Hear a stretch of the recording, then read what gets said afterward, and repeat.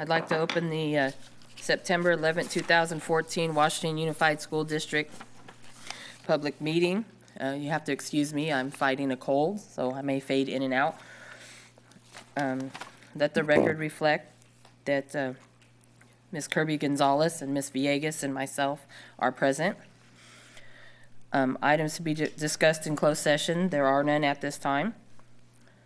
Public comments regarding closed session, being there's no closed session. We don't have any public comments. We will not be going into closed session. Therefore, we'll go to the Pledge of Allegiance. If I can ask Deborah Hearn to lead us.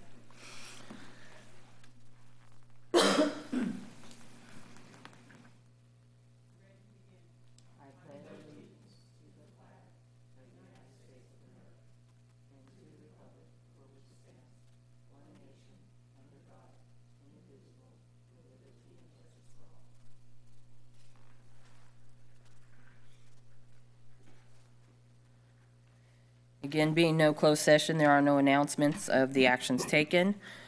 Communications and celebrations, Dr. Gilliland. Thank you, Vice President Cruz. I'd like to make a couple of announcements regarding celebrations. The first is to recognize and thank the VFW Post 8762. This is the Ladies Auxiliary President, Ms. Teresa Blackmer, that will speak to the $1,300 contribution that they accrued for school supplies for Stonegate Elementary School. Ms. Blackmer?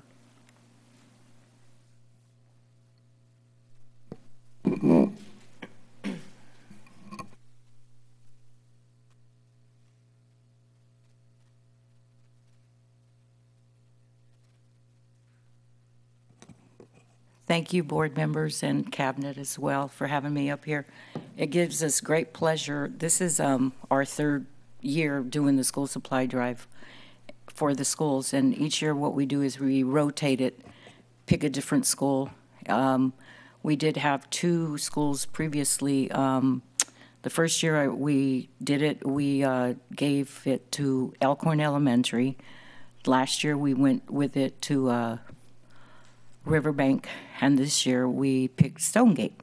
So eventually we're going to hit all the school sites, a different one every year. This year we collected $1,300, and the way it works is I do flyers and posters at the VFW, and it goes home with our newsletters to all our general membership. So practically, stay there a lot just to remind people and how important it is and what have not. And our general membership, they are very, very great people. It's not just the ladies that contribute. It's the Post, which is the men side of it as well. And they did a great job. And, some people gave money, others gave, went out and bought the school supplies. So it was a lot of fun. We did it in 4 weeks. So that was really, really great.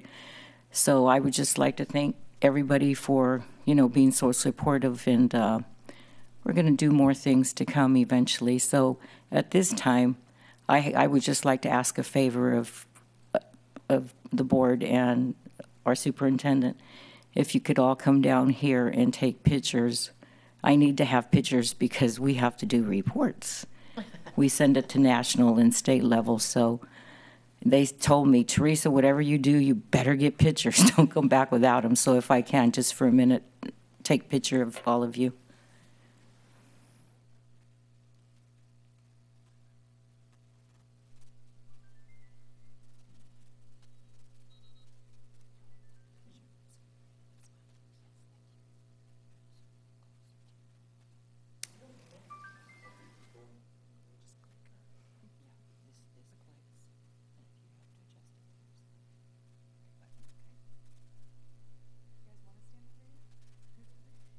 Flags behind you instead of the screen.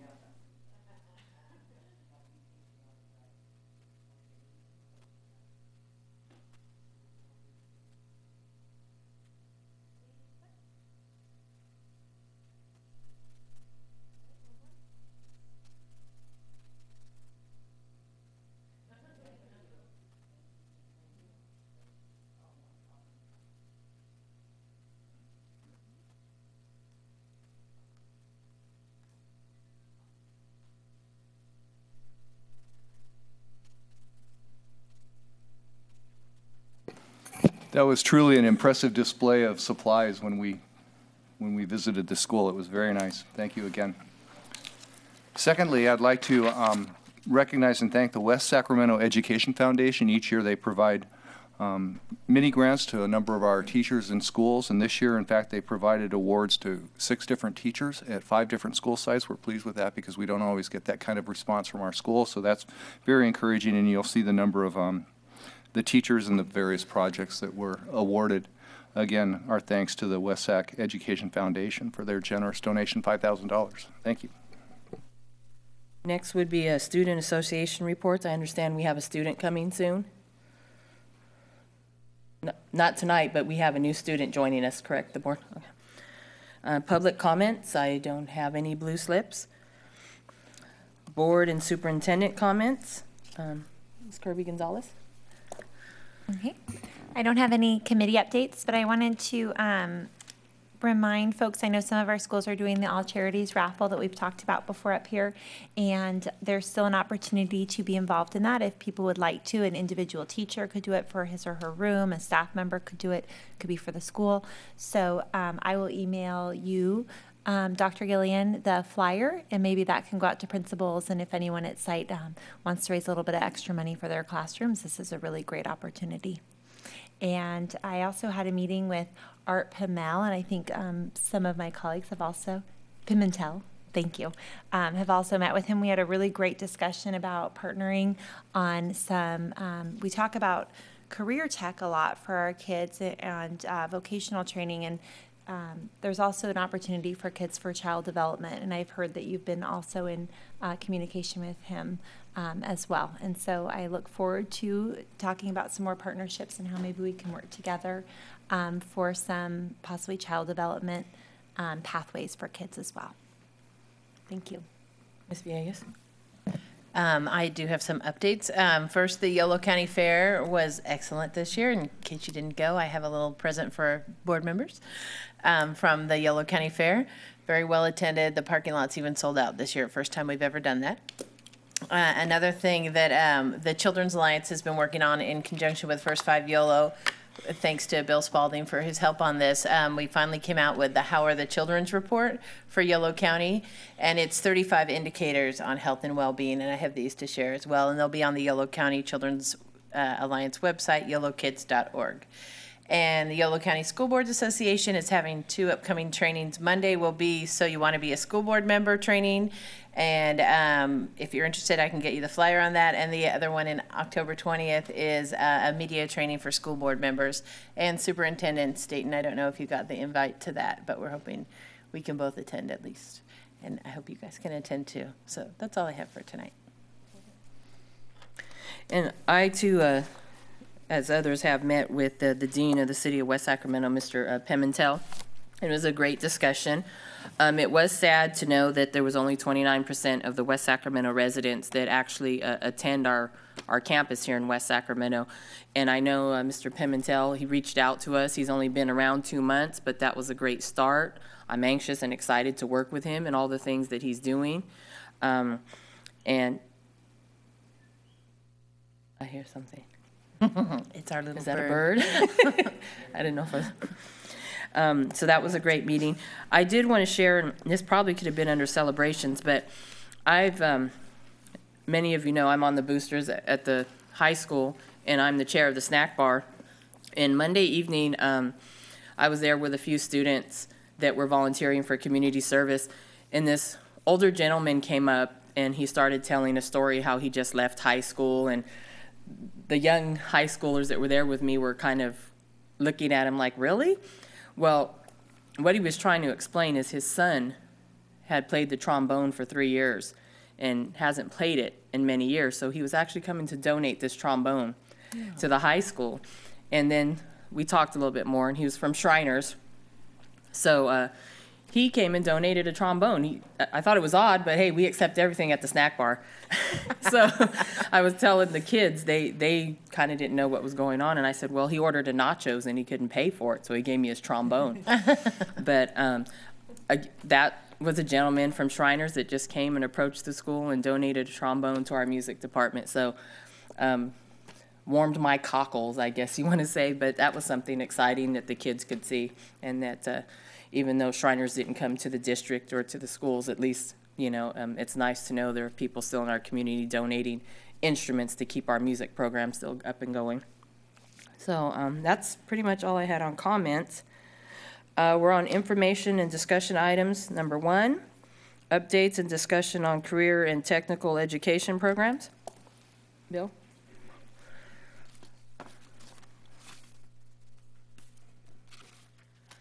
Good evening, Vice President Cruz, members of the board, Dr. Gilliland. Based on a request we had at the probably saying this too loud. Based on a request we had at the previous board meeting, I wanted to bring forward a brief set of information and start a conversation around kind of our career and technical education programs. Is it coming up? There it is. And some of this, I was going to say to Mrs. Leland that she might remember some of this because there's some of this information that we had presented back in October of 2012, but something that kind of came to light is no one on the currently up here today saw any of this information because it would have come before your time. So I thought it would be a good opportunity to kind of share some of the information. A lot of the information has to do with job projections and projection studies and kind of what took us to where we are today and some of the decisions we've made about pathways and kind of why we're there and what we've arrived, where we've arrived. Oh, that's the wrong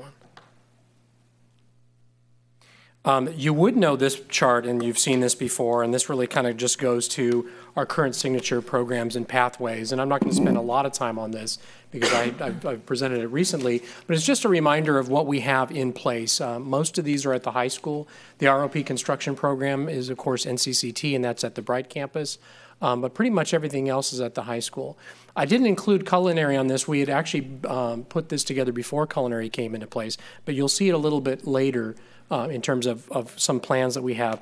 But you can see that we have a pretty robust program. A lot of it is Project Lead the Way, and a lot of it is kind of high-tech programs, but they really do fit in with kind of that career and college-ready focus, that we're really trying to get kids ready for employment, and it might require a little more training, maybe even some college, but you'll see a pretty robust set of courses. And then if you look kind of at the far end on the right side, you'll see the kinds of jobs and kinds of fields that students can go into.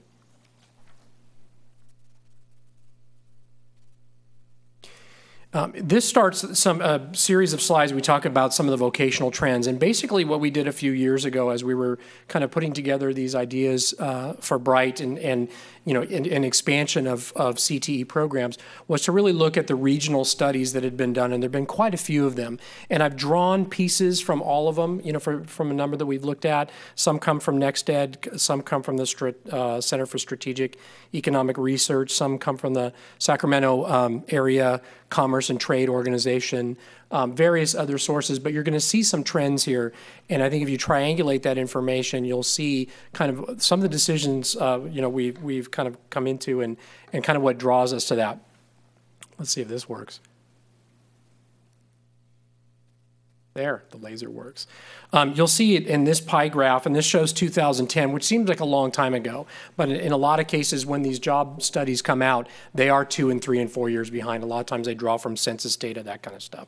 But you'll see that of that pie for the Sacramento region, kind of where, what the percentage is of various sector jobs. And you'll see that a couple of big sectors that come up, or, a couple sectors that have kind of always been there. Education and health services. For some reason, in a lot of the studies, those are put together. I kind of wish they wouldn't do that because they're very different, but a lot of times they're kind of put together. But you'll see some trends that go with this. You'll see leisure and hospitality, a pretty good slice of the pie. Government, of course, because we're in the shadow of the Capitol. A lot of folks working for the government. And construction, manufacturing, various other things. But you can see that, in 2010, we had some pretty healthy sectors here, and you can see that there are some matches to some of the programs we have with what the job, kind of the job situation is. This shows the regional vocational trends from 2000 to 2010, and this is kind of at the height of the recession. So you'll see some interesting things here too. If you look here at the bottom, though, again, kind of interesting, during that period of time where there was, quite a bit of job loss, as you know, through the recession, there are some sectors that stayed pretty healthy during that time. Leisure and hospitality actually grew during that time, and education and health services actually grew during that time. Again, not always a fan of their coupling those two together, because I know a lot of people who got pink slips in the educational field during that time, but I think a lot of this is represented by the health, a pretty robust health sector, and that's, Kaiser and Sutter and UC Davis and various other organizations, and that's just been healthy growth all along. Interestingly enough, and we do have a construction program, you see that construction really did take a hit during that time. And during that time, I think, everybody knows kind of what happened, because it was really that housing bubble that got us into that situation. But if you kind of look over time in California, California always builds. It always has. And we believe that that's not only we believe, it is turning around. I'm hearing that quite a bit from our folks at NCCT and other people in the construction industry. So this really does represent kind of the vulnerability it had during that period of time, but construction is in a growth mode right now. This is just a figure that comes from the SACTO study, and is basically major private sector employers, and I say private sector because it doesn't include things like school districts. We've talked a little bit about educational field and that kind of stuff, and you won't see, I think we're over 1,000, but you won't see us up there any other school district, because they've kind of split it out to private sector. But as you can see, healthcare, a leading sector in the area in terms of jobs, in terms of what people are doing. And then casinos, which kind of goes to the hospitality, pretty big employers in our region. So that kind of gives you some idea of, kind of what's out there, what's in the Sacramento region. And then this next item talked about, and this goes back a couple of years, but recently located companies in the Sacramento region. So it gives you kind of an idea of who's moving here, who's offering jobs. And you'll see food distributors here, U.S. Foods, and I think Nippon Shoken is here up as well. And then a lot of solar. Some various other kinds of things, some manufacturers. But these are some of the big corporations that had located here a few years ago, kind of where the trend was. And then finally, NextEd. Well, actually, we have a couple more, but one of the studies we have is the Next Economy study that was commissioned by NextEd. And what they did is they kind of did the same kind of thing, looked at the industry sectors for the Sacramento region, and looked at what are kind of the things that we can call out as regional sectors and things that are kind of niche sectors, and the kinds of things that we know will continue and grow in employing our students. And they came up with these major areas: life sciences and health services, information and communications technology, agriculture and food production, advanced manufacturing, and clean energy technology. That's not everything. That's not everything, but this is what they saw as major sectors in the area, and ones that we should be paying attention to as we're doing work in this area. NextEd is something I think you all know that Dr. Gilliland is on the board of NextEd, and NextEd is affiliated with the Sacramento Metro Chamber, and is really all about getting school districts, colleges, various other training organizations, and businesses together, and has really gotten us to think not just as educators, but as workforce developers, that we really have that role also, and particularly through CTE, we have a role in thinking of our kids not only in terms of their life development, their educational development, their preparation, but also in the workforce. What are they going to be doing? What can they walk out the door with that they can go to work with? And so that's helped us in that regard. Crane, which is one of the other kind of an offshoot of this, is that local initiative that we have in terms of linking up with linked learning in industries, and it's something that we also have a grant through. And I believe this is my last, this is the last big chart, but this is another one that comes from Center for Strategic Economic Research in 2012. And again, you can see from these bubbles, I'll kind of show you how to read them. This is the 2010 to 2020 projected job growth. So this is where you're seeing growth, 5%, 10%, 30% at the end, or decline, -5%, -10%. And then it talks about the projected output growth. So if this is a growing area, and it's outputting a lot of its product, you know, you're looking for things that are really up here is kind of premium, you know, good place to be. And you'll see some things here, agricultural and food, growing modestly, but definitely growing. You'll see in purple, education and knowledge creation, definitely growing. And let's see what else. The health, I'm sorry, that was life sciences and health sciences. Definitely a growing area and growing pretty rapidly. And so when we kind of triangulate all this information, it really kind of leads us to some of the steps we've taken in terms of the kinds of pathways we've wanted to establish and tried to establish. And that's not to say that we won't establish others, but it kind of goes to, you know, kind of how we got to where we are now. For the proposed, for the Bright Center and kind of what we have in mind as proposed Bright programs, we have these programs right now in mind. And some of them are existing that we're moving, some of them are existing that we're expanding, but this is kind of how we're looking to fill that campus out. We have a Project Lead the Way biomedical program. And in our talks with our architects and in looking through the facility, we're looking at locating all or part of that program at the Bright campus. And we're looking at actually refurbishing some of our classroom space to be lab space that we can use. These are the courses in that program. Some or all of them may be over there. There's, you know, we've done some talking about maybe it'd be upper level or it'd be, you know, wouldn't be necessarily everybody, but it helps us in terms of locating a great program over there, and also helps us a little bit with space at the high school in our science program. Culinary program you all know about. We're looking to make some expansion there. We right now have currently one course. But we've been in talks with the National Restaurant Association about their ProStart culinary course program, which leads to a certification. That's something we're really interested in. And so what we would be looking at is probably moving in that direction with those courses rather than the one that we're offering now, which I think takes us to a different level. There's also been talk, and I think that we're going to continue to flesh this out, about culinary really being the step to something larger. I know Dr. Gilliland has talked about this before, about it's not just culinary, but there's really a growing hospitality industry in our region. And we have a lot of information about where hospitality is going right here in West Sacramento. You know, we know that the hotel is going up, and there will probably be more, and that there are restaurants that are starting to bloom. So this, and you saw from that earlier study, hospitality really did survive the recession. So we believe that that's a good move. And so there's a lot of planning underway with our architects about, you know, converting rooms and that kitchen area and that cafeteria for use for culinary. But thinking beyond that and looking at other hospitality as well. Construction tech is there already, but we've had conversations. These two programs are in place, construction tech and adult programs. But we also have talked to NCCT and others about having a specialized trades. We've talked to a little bit to cement masons and carpenters and whatnot about how they might be able to come to the campus and then take the students who began with us in high school and are continuing as adults, and then get the more specialized training once they're adults, you know, at that facility, and then going out in construction jobs. And as I mentioned earlier, construction is booming right now. And I know that a lot of the work that was done, for example, at the new 49er Stadium was done with concrete that was formatted in Woodland.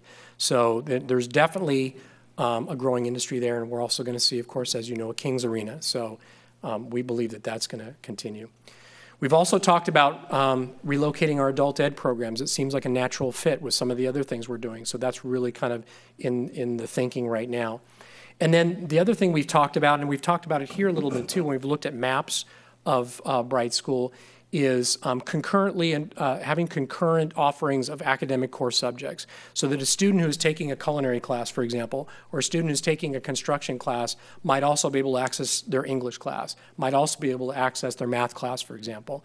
And the model out there, the California Partnership Academy model, actually has you integrate those classes together. So the kind of mathematics you're learning is the mathematics that's most relevant to to the career path that you're following.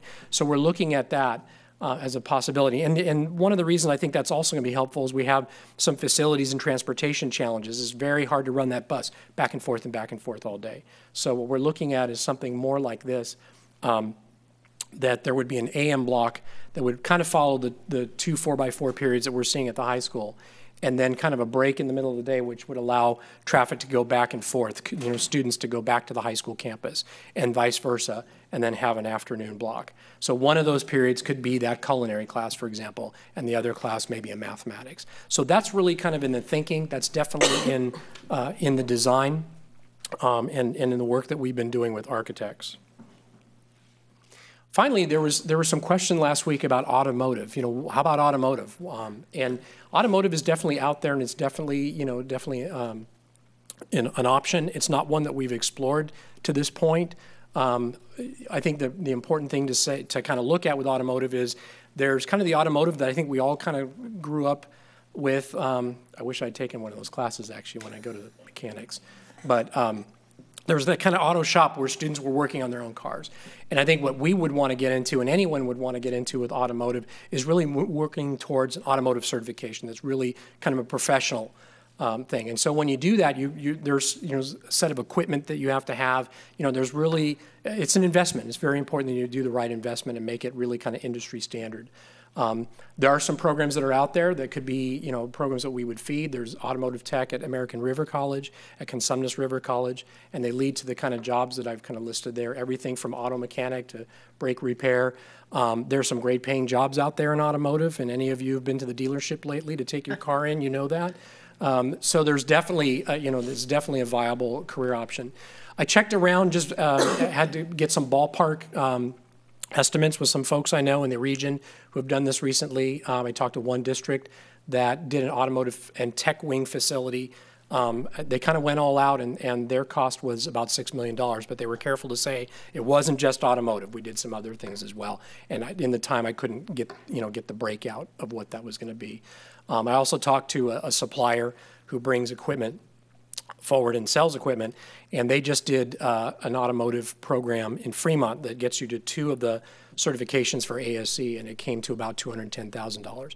So it's just, I think it's important to kind of know what those investments are, and it's not to say it's the wrong investment or it's not a good investment, but there's definitely work that would have to be done at any of our facilities to be able to accommodate a program like that. You have to have high ceilings and lifts and all those kinds of things, and I think you've all seen that.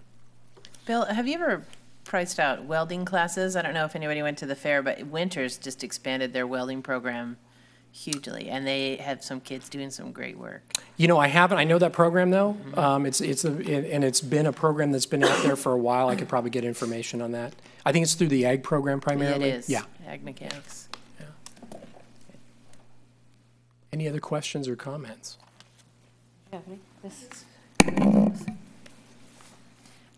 Thank you for this. This was really fun to hear and listen to. I'm wondering what the projection is, if the plan, kind of what your vision of seeing this is, how many kids would be at Bright? How many students do you see being served there? It's hard to say. I think there's, probably a cap on how many kids can be there at any given time. My ballpark would be probably a couple of hundred, okay, maybe. But I'd have to go back and look at that a little bit. And then I also recently talked to like the police chief, and he said, we really need people. We have a shortage. I wish we could get some great people applying. And when we look at, there's so many jobs that we can't always anticipate too. And I think those skills, as we've talked about, like critical thinking, problem solving, leaders, being collaborative, time management, when we foster those, we can help prepare kids for things that we're not anticipating and jobs that maybe haven't even been designed yet. So with that in mind too, thinking about what jobs they can plug into our local community. And I heard that the police used to have a class that was taught at the high school level. Do you know anything about that? That there was an officer, I was told when I met with them recently, that at one time long ago, maybe not. I don't know. Okay. I know there's a law enforcement class. I think there are a couple of law enforcement classes that are taught over here at the Satellite across the street. Okay. I know that. And then also, just to throw it out there again, I mentioned the Careers with Children, there is somebody at Galt. She's Jana Din. She was the 2011 Galt Teacher of the Year, and she does a Careers with Children class. And it's an ROP type class. She also teaches child development, and that might be, you have a very extensive list here, but that would be one more piece that I would be really interested in seeing if it would be something that would be viable here, and that we could really maybe have some partnerships with the community college and others, and our wonderful Up for West Sac classes too. So thank you very much. I appreciate this. Ms. Villegas? No, I asked my question about welding. Thanks. Great job, Bill. Thanks. Well, I'm excited. Thank you for this update. Do the students attending these classes, do they get any kind of college credits for these? Or is it just? You know, that would all be in the design. You know, there are certain classes that you can get that would be A through G, and then certain classes that not necessarily. Some of our Project Lead the Way, for example, do count as A through G requirements, but it's all based on submitting it to the University of California and getting their blessing to have some of those.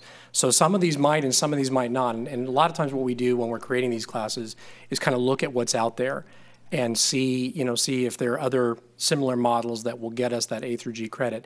Sometimes it won't, and then we just need to be really, straightforward with our students and say, this is not necessarily an A through G college course, but it is one that maybe leads to a certification.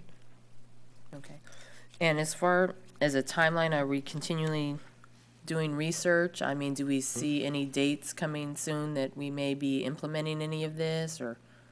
The plan is, and I think I might have brought this back, I think in May, there's the Bright construction piece, and so we're in the midst of that now. We're working with our architects and, looking to open Bright August 2015 with programs in place. There's also some CTE staffing that was put into the LCFF at mid-year so that we could have somebody would get the program started and get all the kind of logistics in place. Right. Thank you. Thanks. Thanks, Mr. Spalding. If I may, real quickly, Ms. Cruz, I wanted to just point out, Bill talked a little bit about the A to G criteria for college admission and the question regarding college concurrent credit. I'm thinking about the possibility of 2x2 articulation that would allow students maybe to take community college level courses in this program as kind of a capstone. So when they complete the program here, they could in fact have some college credit already accrued before they'd go to advanced degrees later. So that would be a possibility too, depending on the particular pathway. Okay. And I apologize, but I really would like, I really wanted you guys to hear this career tech, but if we could hear from CSEA now.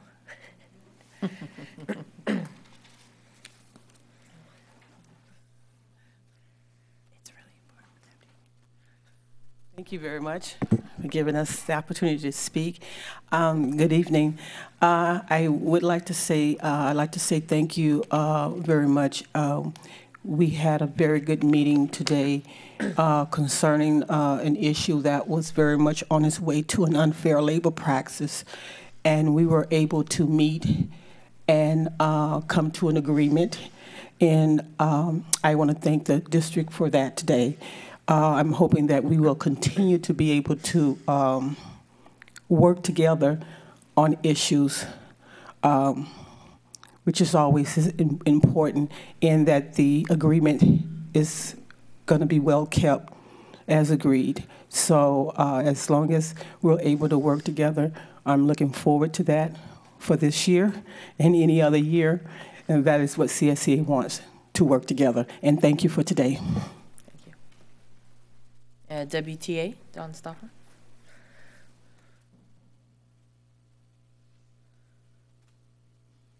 Good evening. As you know, we lost a member a couple of weeks ago, Claire Wiley, and I just wanted to announce that her celebration of life will be this Saturday, September 13th at 1 p.m.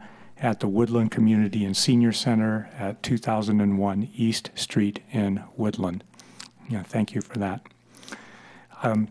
Wanted to say that we're looking forward. Our first day of negotiations will be next Thursday, the 18th. Our negotiating team has met twice now, and they're going to be ready with detailed proposals for the district to consider. So they're ready to run, and I'm hopeful and optimistic that this is going to be a fruitful negotiation season. I have a request. I was having a conversation with a community member recently who was asking about mental health services that the district provides. And I know we have CommuniCare and people reaching out and some other things in kind of a spectrum of mental health and other support services that we do with students and family. And I'm wondering if it would be possible to, sometime in the near future, have a report on everything that the district does and how it's all tied together. What's supported by the district, what's supported by outside funds or outside partnerships like Yellow First Five, and how those all fit together in a big picture. Thank you. Thank you.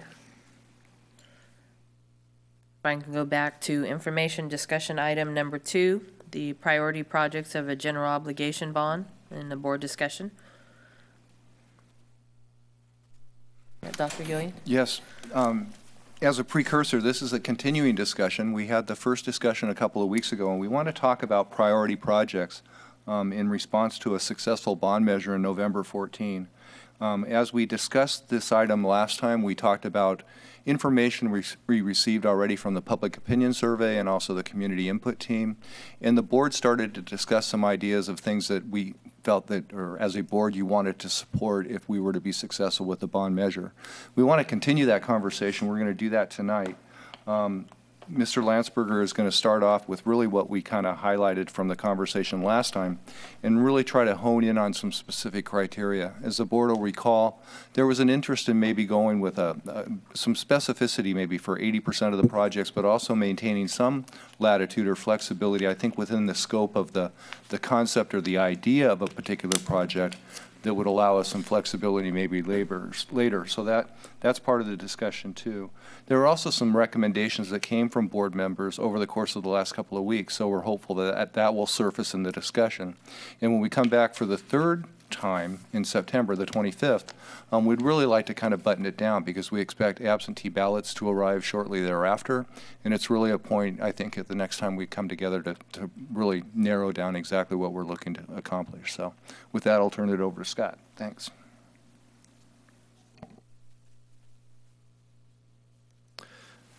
Good evening. As Superintendent Gilliland said, this is the same presentation that you saw last week. A couple board members haven't seen this, so we're going to run through it again. I'm going to be very, very quick because I want the time this evening to be dedicated to you having a discussion and providing some direction for where we're going with this GO bond measure. As we said last week, recent projects that we did out of Fund 25 to make sure that people are aware that the district hasn't been sitting idle. You've got energy efficiency projects, you've got solar projects, you've got a remodel at Riverbank, you've got over $25 million worth of projects we've done just in the last 2 years.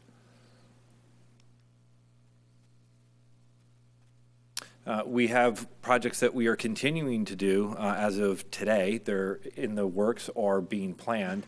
We're doing some upgrades to bathrooms at Bright for ADA compliance. We've got some mechanical system issues at the high school.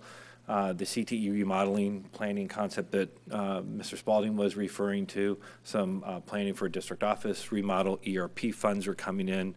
I believe they've already hit our bank account and it's to the tune of $1.6 million. We'll be bringing you an evaluation of our Prop 39 energy efficiency program by the middle of October, and we are wrapping up discussions with Chevron for a potential phase 3 solar project that would add solar to all the campuses that currently don't have it. Prior bond issuances that the district sold, you have two, Measure R and Measure Q. They were in 1999 and 2004. We refinanced 2 of the 4 series of these bonds when they were up and eligible for refinancing, reducing the liability to the general public. And the things that they funded are in the table on the right-hand side. The focus of this being that $69 million worth of local funds out of those 2 bond measures helped us leverage another $20 million in state funds for $90 million total. The priority suggestions to date that Dr. Gilliland was just alluding to, the top section is what came off of the public opinion survey poll. The bottom section is what came from the community input team.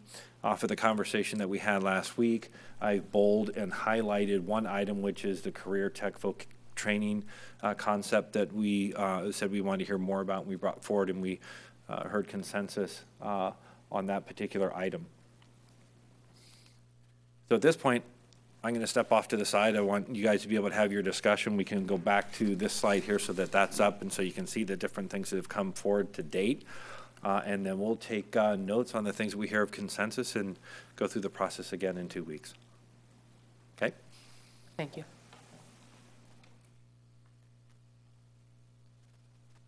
I know we had a discussion last week, so if I could hear from two board members that weren't here, maybe Ms. Leland or Ms. Villegas, if you have any comments, suggestions? Well, questions? when I'm absent from meetings, I certainly watch the tape, and I also was able to, go through the board agenda again. And so I heard some of the comments that, it was important that we send a message to the community that we have maybe an A, B, and a C prioritization.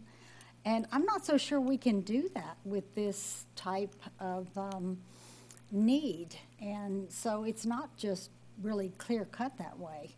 And I heard also in the session you talked about maybe there is a priority A list and a priority B list, but there's not a 1, 2, 3, 4. Is that what I'm hearing you want us to get to, a 1, 2, 3 or ABC in these items that we've already been talking to the public about quite a bit? I mean, we've been out talking to community groups. We've been talking about the dry rot and the mold and the safety and health issues around that, and that it's time to really look at some of the remodel for those schools that we haven't gotten to with the previous money. And so I'm not so sure how detailed we can get, but I just wanted to acknowledge that I did hear the discussion at the last board meeting on the 28th. I think that was the 28th meeting. And so I heard some frustration that, we weren't pinpointing it enough, but I don't know with these kind of projects that we can do that well. I don't know. What's your take on it? I actually agree with you, Mary. I think that we have to go for highest need first, most need first. And I've seen myself, the schools on the north side of town need a lot more work than the schools on the south side of town. So I would hope that we prioritize more geographically and bring those schools up to par. Okay, that's a start.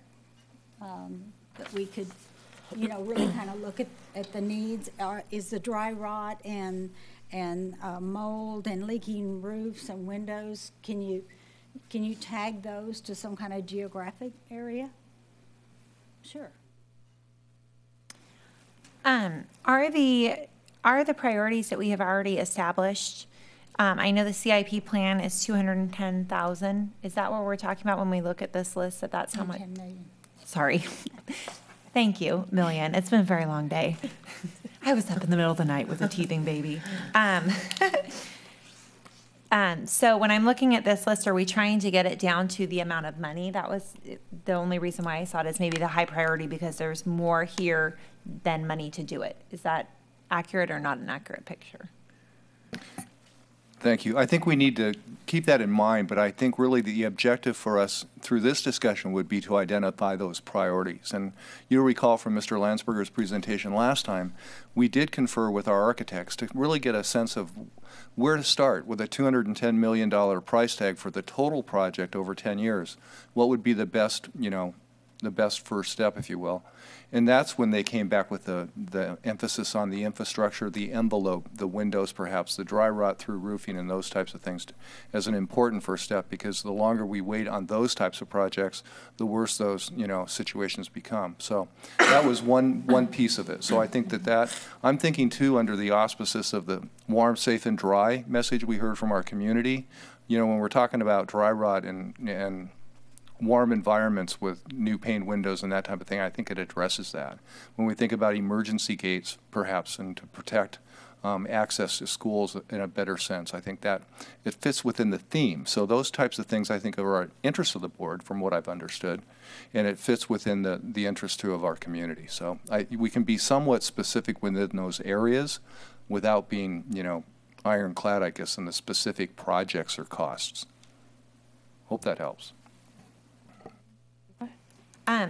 I'll say my few priorities without making a long list, because I agree we should not have make this too tight with us sitting up here. But the safety gates, I think it's important to remember that the public opinion poll did not ask people about safety, so we won't see safety there, but it was not a question that was asked. So with that in mind, it very much came from the community as well as staff. So that's a huge one for me, is having safety gates at the main entrance. I don't know everywhere that they might be needed, but I think that that's important to address. Mold and leaks, air conditioning and heat, so kids are comfortable in the classrooms, and possibly where we've had students overflowed, looking to ensure that we can accommodate those students with whether it's a portable, whether it's a permanent building.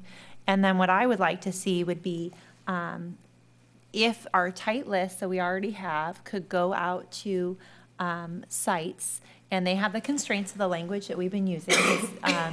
Board Member Leland's absolutely correct. We have been pitching this to the public, and we want to make sure that we're abiding by all of that. But if staffs could give us a list of some of their priorities within that, I think that would be important for me, since the architects aren't living in the classrooms daily, and they might not know what's livable and what's not.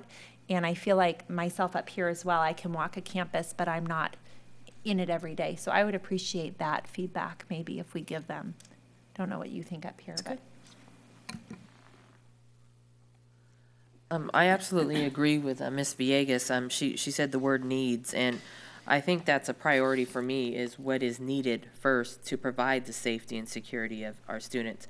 While I look at this list, what concerns me and I don't understand is in the middle, on the top, classrooms for career tech and vocational training are bolded. I'm not sure if there's a reason for that, but my concerns would be, while I know we're going for this career tech, I would think the dry rot, the leaky roofs, things like that, to me, should be addressed first versus building new classrooms and things for something that's up and coming. While I think it's equally important to make our students safe and go to school somewhere where it's warm and accessible, you know, I wouldn't want the community to come back and say, well, you're building classrooms for a career tech, but yet we have leaky and cold classrooms on the other side of town.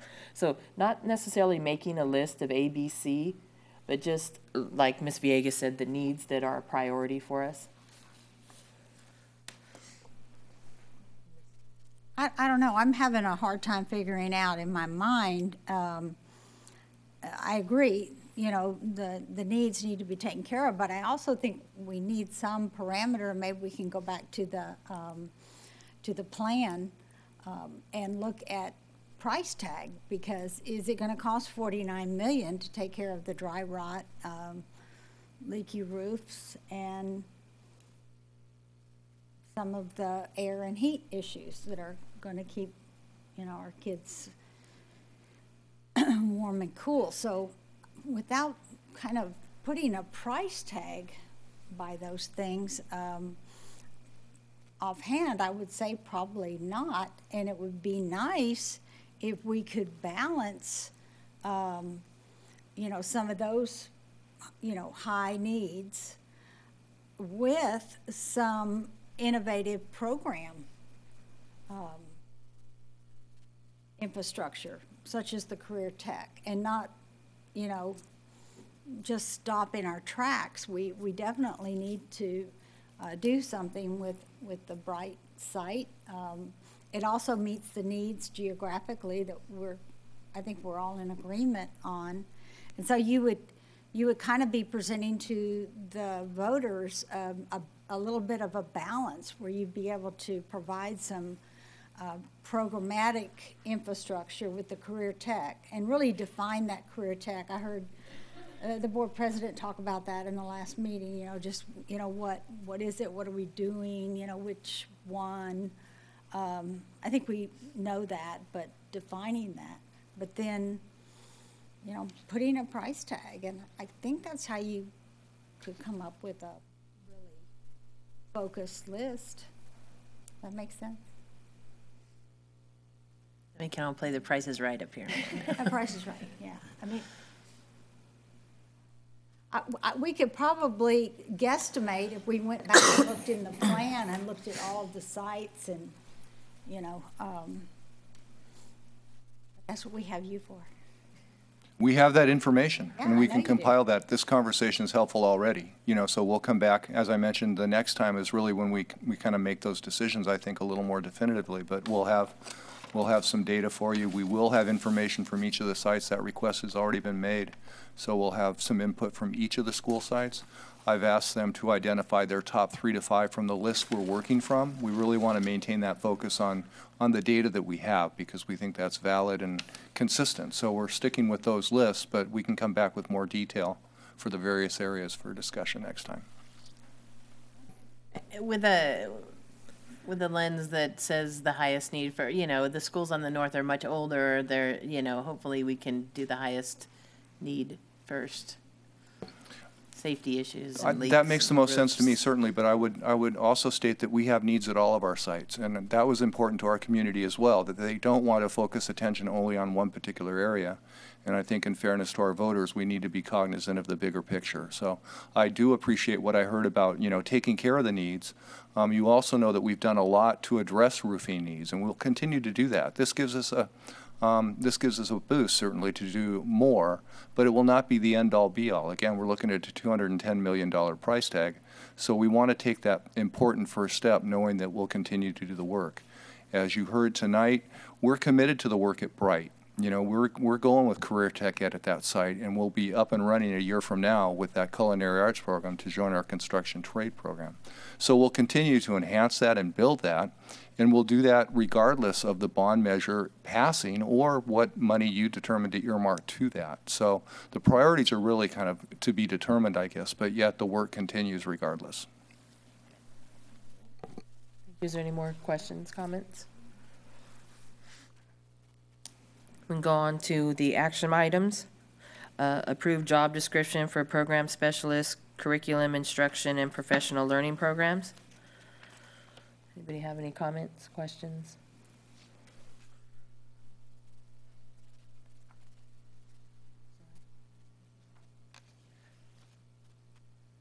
Just a moment, Ms. Gonzalez's, Kirby Gonzalez.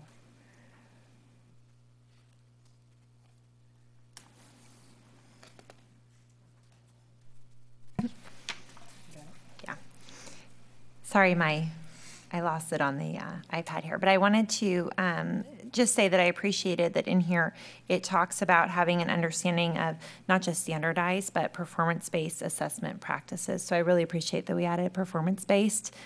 Standardized, I would feel almost shouldn't be capitalized and should go in a second. But I appreciate that that's there. Thank you. Any more comments? Can I get a motion to approve? So moved. I'll second. All those in favor? Aye. Aye. We're down to consent items. Is there any comments or motions? I'll move to approve the consent item agenda. Second. All those in favor? Aye. Aye. Aye. Are there any future board agenda items? Madam Vice President, I just wanted to, and this certainly could go in the category of a future board agenda item. But I again, since I was not at the last board meeting, I wanted to get clarification based on what I saw in the video and what I reviewed. And this was the meeting on August 28th. So maybe you can help me. And I also wanted to say I appreciate the board's consideration of my absence. I could not attend. My husband had major surgery that very afternoon, so I really appreciate it. I know how important it is for all of us to be here. Again, I said that I reviewed the tape, and the clarification was in reference to the action items that it was 2, 3, 4, and 5, and I'm sure you may remember those. They were the action agenda items that had to do with the associate sup and the superintendent contracts. And it went really fast on television, and I'm sure it did here too. It just seemed that it was a really quick boom, boom, boom action. And so, again, I just kind of want to back up before, maybe again, Ms. Cruz and Kirby Gonzalez, you were there, and so maybe you could help me. First of all, I was surprised to see these items on an action agenda, as in a routine, and in the past, we've had contracts, once they've been approved and are ready to be ratified, they're placed on a consent item agenda. And so that was something that kind of stood out to me. But regardless of whether what agenda item it was on, and I'll read it from the board agenda item. At the Board of Education meeting on that Thursday, the 14th, the board gave direction to staff to give the assistant superintendents a 2.24% increase effective July 1, 2013. With the 2.24 increase added to the 1.01 increase previously received, the assistant superintendents will have received the same increase, 3.25, as the certificated employees and certificated classified management confidential employees. And again, as Ms.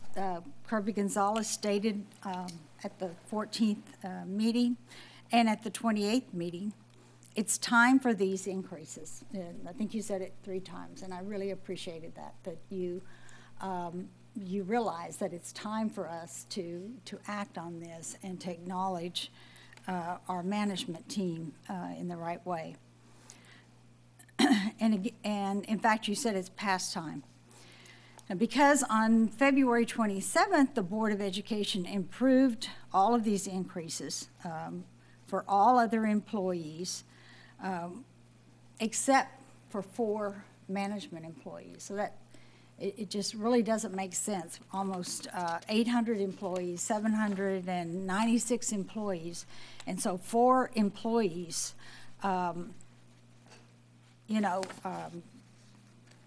weren't receiving the same salary schedule, and we've had quite a bit of discussion on this.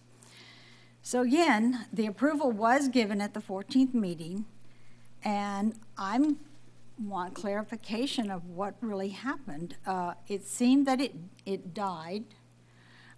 Again, President Minke came to the board meeting. It was as an action item, and understanding probably that it needed 3 votes, not just 2, because a couple of those items, 2 of you voted, but without a unanimous vote, it didn't pass. So I understand that piece. I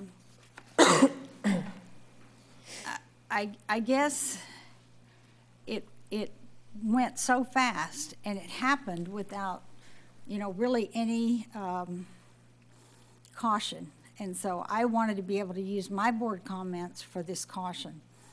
Again, this was intended to compensate the 4 top leaders of our district with salary increases that are comparable to all other employee groups. And we, the board, even gave ourselves a raise. We send a tenuous and conflicting message to the community, positioning ourselves for the bond, delivering new standards and curriculum with Common Core, providing the financial stability that we have through Scott's Business Services Office. And board meeting after board meeting, we have associate soups that get up and give a presentation, and we rave about them. We tell them how wonderful they are, and they are. They're well-deserved. And so it is a conflicting message when, on one hand, we give well-deserved positive remarks. There are few objections or comments of displeasure with the work of the associate soups or superintendent. But I feel like as a board, we need to be leaders, and we need to be more than empty words, and we need to back them up with a reasonable salary enhancement in the same way that we deliver the pat on the back for other employee groups. And again, I'm disappointed. I'm embarrassed as for me, not for you all. I felt like, I'm kind of preaching to the choir with board members here, but I was embarrassed.